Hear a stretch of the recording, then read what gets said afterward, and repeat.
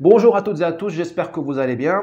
Monsieur Lassalle, Jean Lassalle avait raison quand il a dit la semaine dernière que la démocratie en France n'était plus qu'une légende. Il a tout à fait raison, la démocratie en France est un mirage, c'est une blague qui n'est pas drôle. Vous voyez ce qui s'est passé ce week-end à Metz où des partisans de Zemmour ou même des membres de son équipe ont été attaqués par des racailles à la gare de Metz. Moi je suis très peiné, très chagriné par ce qui s'est passé à Metz parce que je connais Metz intimement, charnellement. C'est une ville où j'ai aimé, où j'ai été aimé. Il y a 15 ans, il n'y avait pas de racailles à Metz. Il y a 15 ans, Metz était encore une ville française, enfin une ville franco-germanique, parce que Metz, l'architecture de Metz, elle est impériale, germanique. Là, je vois que Metz est devenue, est couverte par la lèpre qui a attaqué, qui gangrène la gare du Nord à Paris, Rennes, Nantes, la lèpre de la racaille, qui défigure la France. Metz, c'est pas n'importe quelle ville. Metz, chaque coin de rue à Metz a été fécondé par le sang des poilus. Des millions de litres de sang qui ont été versés pour arracher Metz aux Allemands. De 1870 à 1914, pour ceux qui l'ont oublié, Metz était une ville allemande. Combien de Français illustres l'ont pleuré, Metz? Déroulède, Renan, Barès, Maurras, j'en oublie. Tout ça pour la donner sur un plateau à la racaille qui n'a même pas tiré une balle pour conquérir Metz. À la limite, si c'était pour donner Metz au tiers-monde, pour la donner au tiers-monde comme on donne une jeune fille comme butin de guerre, quand on a perdu la guerre, il ne fallait pas libérer Metz, il fallait la laisser entre les mains du Kaiser allemand. À la limite, il en prenait bon soin. Vous voyez l'architecture germanique magnifique de Metz. Enfin, Metz, c'est un joyau, comme Strasbourg, résidence d'été, je crois, de l'empereur d'Allemagne, pendant l'occupation. Enfin, toute cette région-là qui était occupée par les Allemands est juste un joyau européen. Donc à la limite, si c'est pour la donner au racailles, il valait mieux la laisser chez les Allemands. On aurait économisé des vies. Bon. Donc moi, je suis très chagriné de voir ce qui se passe à Metz. C'est vraiment un crime fait contre la France. Et c'est le résultat, c'est le fruit amer de l'immigration de masse voulue par la gauche et acceptée par la droite. Endossée par la droite comme on endosse un chèque. Deuxième point, j'ai de la peine pour ces racailles, parce qu'elles sont enivrées par le syndrome de la petite frappe, qui a un pouvoir passager sur des gens pacifiques et pacifiés, comme M. Rigaud. Enfin bon. Les Français sont désarmés, donc c'est facile de les maltraiter, d'autant plus que leur État les abandonne. Moi, je n'ai pas vu de police à Metz devant la gare, c'est hallucinant. Je n'ai pas vu le maire de Metz ou les élus municipaux s'interposer, défendre leur ville. Donc ce sont des forces d'occupation, enfin ce sont la police nationale à Metz est une police d'occupation, enfin de collaboration. J'exagère un peu, mais vous voyez ce que je veux dire. Quand tu ne protèges pas ces Français, enfin, on a pacifié les Français avec la promesse de les protéger. Là, vous avez des Français pacifiés, désarmés, contre une racaille qui a tous les droits. Donc cette racaille-là, j'ai de la peine pour elle parce qu'elle est l'idiot utile de la bourgeoisie française. Elle est l'idiot utile du camp mondialiste parce qu'elle s'attaque à Zemmour, à Le Pen, à Dupont-Aignan, aux patriotes. Elle ne s'attaque pas aux jeunes avec Hidalgo, aux jeunes avec Mélenchon. Bon, c'est de la chair à canon cette racaille-là. Vous me direz, elle est bien payée, elle a la CAF, elle a tout ça. Mais c'est quand même drôle, enfin, si je prends mon étiquette marocain musulman, quand même drôle que nous soyons toujours la chair à canon, nous les Arabes et les musulmans. Mon grand-père, il a fait la Seconde Guerre mondiale. D'autres parmi les gens qui suivent ce canal ont des grands-parents, des arrière-grands-parents qui ont fait la guerre de 14, de 39-45, l'Indochine. Tout ça pour défendre la France. Et ce n'était pas nos guerres. Moi, mon grand-père, il n'a rien contre Hitler. Enfin, il n'a rien contre Hitler. Je veux dire, lutter contre le nazisme, ce n'est pas forcément son problème. Et il l'a fait pour défendre la France. La France a embarqué des Algériens en 1855 en Crimée. Quel est l'intérêt des Algériens en Crimée? Aucun. Les tirailleurs algériens ont été embarqués pour la guerre franco-française au Mexique, en 1861 jusqu'en 67. C'est une guerre entre Européens qui a eu lieu au Mexique. Il y a eu des Algériens à Puebla, Guadalajara, Veracruz. Nous avons souvent acheté les guerres des autres. Nous sommes morts pour vous. Bon, nous avons reçu des médailles. Enfin, pas moi, mais mon grand-père. Très bien. Mais ce sont vos guerres. Là, à nouveau, en 2022, vous embarquez des Africains, des Maghrébins dans des guerres qui ne sont pas les leurs. La racaille, elle fait la guerre entre la gauche et la droite, qui est devenue la guerre finalement entre la France et l'anti-France. Le camp de gauche qui va de Mélenchon jusqu'à Pécresse, en passant par Macron, c'est l'anti-France. Et les patriotes, c'est la France. Cette racaille-là, elle est utilisée pour casser la gueule à la France, au camp français, aux patriotes. Bon, donc c'est toujours nous qui sommes la chair à canon de vos conflits. Ce n'est pas nos conflits. La guerre civile française qui a commencé en 1789 entre la France monarchique traditionnelle et la France progressiste, qui se continue aujourd'hui, c'est la guerre de Macron contre la France, la guerre de Hidalgo contre la France, la vraie France. Cette guerre-là, ce n'est pas la nôtre. Nous sommes des Maghrébins, des Africains. Bon, je veux dire, moi, mon grand-père, il a fait 39-45. Après, il a été libéré du Stalag, il a été prisonnier en Allemagne. Il a été libéré, il a fait 2 ans au Maroc. Et en 47, il a été rappelé pour aller casser la gueule aux mineurs français dans le nord de la France. 3 mois, il a passé dans l'armée de terre parce que les mineurs ont fait une grève insurrectionnelle, la police et la gendarmerie ont été dépassés, on a mis l'armée. Et il a castagné du français. Bah, je ne sais pas, c'est pas écrit sur son dossier militaire, mais il a été envoyé comme une force d'occupation à la limite. Parce que, pourquoi on a envoyé les Marocains au nord de la France? Pour intimider. Parce qu'un Marocain, il n'a aucune empathie pour le mineur français aux yeux blonds. Parce que ethniquement, ce n'est pas la même chose. Donc, quand tu n'as pas d'empathie, tu ne fraternises pas avec la foule. Alors que on avait peur que le policier français, que le gendarme français fraternise avec le mineur. Ben là, vous avez la même chose avec la racaille. La racaille, elle n'a pas d'empathie pour vous parce que ethniquement, elle n'est pas comme vous. Racialement, elle n'est pas comme vous. Et d'un point de vue civilisationnel, elle n'est pas comme vous. Donc, elle vous castagne. Mon grand-père, au moins, il travaillait pour une force militaire régulière et il avait une mission. Il était régulé par le droit de la guerre. Là, la racaille a tous les droits. Elle a l'impunité. Il n'y a aucun juge. Enfin, on sait comment ça se passe. Les juges organisent l'impunité de cette racaille-là. Bon. Donc, nous sommes toujours la chair à canon de quelqu'un. Bon, mon grand-père, au moins, il avait la noblesse du guerrier de l'Atlas. Et lui, il ne faisait pas la guerre pour casser la gueule aux communistes de Lille, ou de Maubeuge, ou de Valenciennes. Il faisait la guerre par respect pour les grands Français qui étaient ses chefs.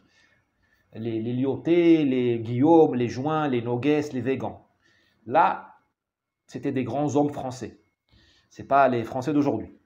Là, la racaille, elle fait la guerre par Internet, parce qu'il y a des abrutis qui leur disent sur Snapchat ou sur Telegram que Zemmour veut les expulser, et ils se vendent.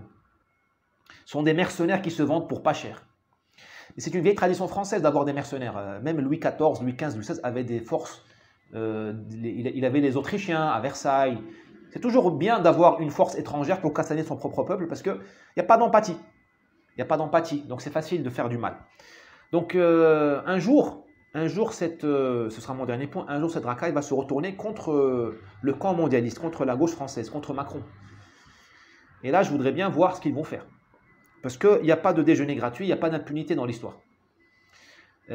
Juste pour raconter une histoire qui va éclairer ce que je veux dire. Au Maroc, nous avons importé des haratin, des Noirs d'Afrique, comme esclaves. Et le grand sultan Moulay Ismaïl, très grand sultan, contemporain de Louis XIV, il a formé une milice noire, qu'on appelle les haratin, et qui surveillait ses palais et qui le protégeait contre les Marocains.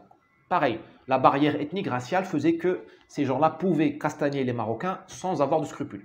Les Marocains musulmans, arabes, ethniquement arabes. Quand Moulay Ismaïl était vivant, ça s'est bien passé. Parce que Moulay Ismaïl, c'était le roi soleil. Quand il est mort, ses fils, bon, il a laissé 85 enfants, je ne sais pas quoi, il n'a pas bien soigné sa succession, donc il y a eu des guerres civiles, oui, des problèmes de palais, des intrigues de palais. C'était Meknès contre Fès. Et les Haratin, ils sont devenus une force politique. Ils ont commencé à imposer le sultan. Il y a eu un sultan, ça s'appelle Moulay Abdallah, il a été détrôné 2-3 fois. Alors, quand tu vois la chronologie des rois, tu avais un roi qui durait 6 mois, puis était détrôné. Est-ce que tu avais les Haratin qui imposaient leur volonté au Shorfa de Fès. Enfin bon, pas rentrer dans les détails. Et on a eu du mal à se débarrasser des Haratin et les renvoyer dans le désert pour qu'ils s'y soient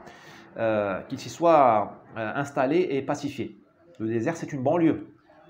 Zagora, tout ça, on les a envoyés là-bas pour qu'ils soient ostracisés là-bas, qu'ils fassent leur agriculture et qu'ils n'interviennent plus dans la politique marocaine. Vous avez vos Haratin, vous avez vos racailles. Là, vous faites les malins, vous, messieurs de gauche. À la gauche, pour moi, elle va de Mélenchon jusqu'à Pécresse. Vous faites les malins parce qu'ils vous font le sale boulot, mais demain, ils se retourneront contre vous. Ce sont les lois de l'histoire. Bon, j'espère avoir été utile. Et oui, une note d'espoir, parce qu'il faut de l'espoir. Il y a une stratégie à avoir. On peut récupérer ces racailles-là, en partie. D'abord, il faut écrémer. Les radicaux, il faut les envoyer chez nous, au Maroc, en Algérie, au Sénégal. Vous dépensez 50 000 euros apparemment par mineur isolé. Ben, donnez 40 000 euros au Maroc ou à l'Algérie. Ils seront ravis de les récupérer, ces racailles-là, hein. Ils dépenseront 10 000 euros et le reste, ils le mettront dans le trésor public. Ils régleront le problème que vous n'êtes pas foutu de régler, parce que vous n'avez pas le logiciel pour ça. Et ceux qui peuvent être convertis, convertissez-les. Vous n'allez pas en faire des Français, parce que ceux qui sont assimilables ne traînent pas à la gare de Metz à 18 h le samedi. Quelqu'un d'assimilable, il a sa petite copine ou son petit copain, et il s'occupe de lui ou d'elle, il lit Flaubert, ou il est dans un café, il prend un pastis, ou il cultive son jardin.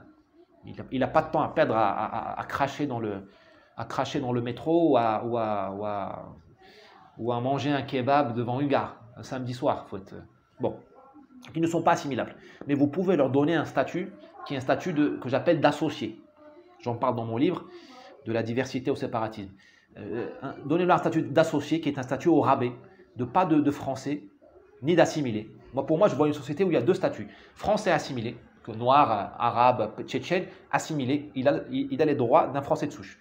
Droit de vote, participation politique, droit de participer à la fonction publique, d'être fonctionnaire, qui est un vrai privilège.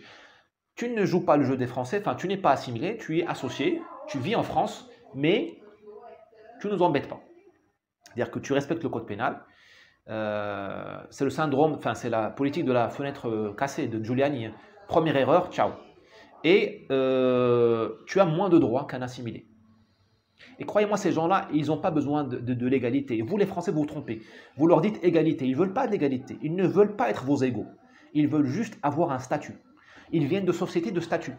Le Maroc, c'est l'ancien régime. L'Algérie, c'est l'ancien régime. Le Sénégal, c'est une société d'ancien régime. Il y a les féodaux et il y a la masse.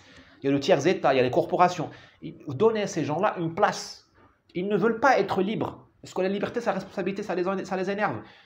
Quand ils sont libres, ils traînent devant la gare. Donnez-leur un statut, donnez-leur des conditions, donnez-leur une situation. Et vous verrez, ils arrêteront de vous emmerder. C'est un pari. De toute façon, vous n'avez pas le choix. Parce que la remigration, c'est très difficile. L'assimilation, c'est impossible. Donc, vous n'avez plus qu'à être innovant. Faites le réingénierie de la société française. N'ayez pas peur, ces gens-là vont accepter d'être reclassés dans une société où ils ont une place. Ils ne sont ni marocains ni français. Donnez-leur un statut d'associé, un strapontin. Après, les talents, vous savez, moi, comme j'utilise souvent mon grand-père n'était pas assimilable. Pourtant, il a défendu la France contre le nazisme. Et ô combien? Aucun des Goumiers n'était assimilable. Les Goumiers étaient des vrais musulmans. Ils ne voulaient pas devenir français. Ils combattaient avec vous parce qu'ils admiraient vos chefs. Pas parce qu'ils étaient français ou assimilables. Ils étaient en djellaba, les Goumiers. Ils n'étaient pas en costard cravate. Ils ne parlaient même pas le français. Enfin, ils parlaient un français rudimentaire, un français du Goum. Voilà. Donc, dans ces racailles-là, il y a des gens qu'on peut convertir, qu'on peut faire d'eux des alliés. Mais ne leur faites pas l'insulte de vouloir les franciser. Ils ne vont pas se franciser.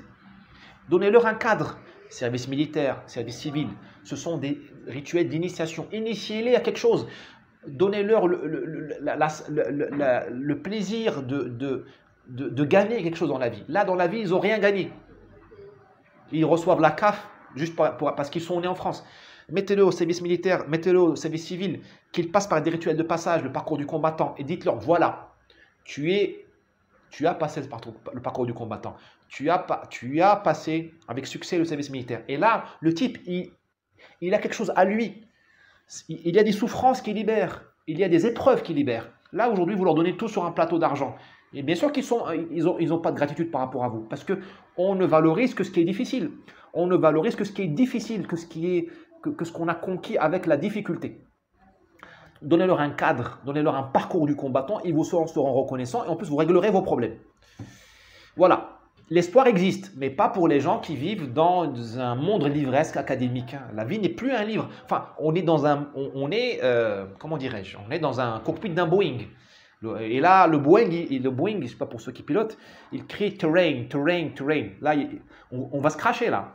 Donc, nous avons encore des pilotes. Il faut juste sortir du pilote automatique, qui est liberté, égalité, fraternité. Ça marche pour un peuple de souche. Vous avez voulu la diversité, ben maintenant, il faut que vous pilotiez l'avion manuel, à vue, vous avez des instruments, mais il faut écouter les instruments, ce qu'ils vous disent.